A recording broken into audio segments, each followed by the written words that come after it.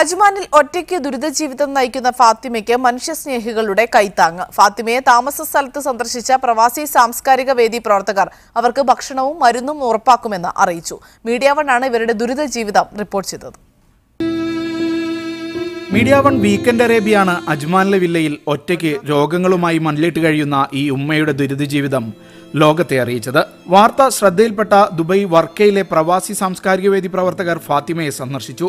ഇവർക്ക് ചികിത്സ, മരുന്നുകൾ, ഭക്ഷണം എന്നിവ ഉറപ്പാക്കുമെന്ന് ഇവർ പറഞ്ഞു. വിവാഹം കഴിച്ച പാക് സ്വദേശി ഉപേക്ഷിച്ചു പോവുകയും മകൻ ജയിലിലാവുകയും ചെയ്തതോടെയാണ് ഇന്ത്യക്കാരിയായ ഫാത്തിമയുടെ ജീവിതം കടുത്ത ദുരിതത്തിലായത്.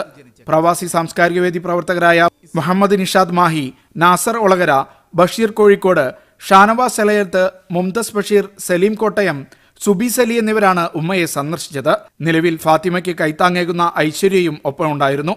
എന്നാൽ വർഷങ്ങളായി പാസ്പോർട്ടും രേഖകളും കാലാവധി കഴിഞ്ഞ ഇവർക്ക് മൂത്ത മകൻ താമസിക്കുന്ന പാകിസ്ഥാനിലേക്ക് പോകാൻ നിയമത്തിന്റെ കടമ്പകൾ പലത് കടക്കേണ്ടതുണ്ട്.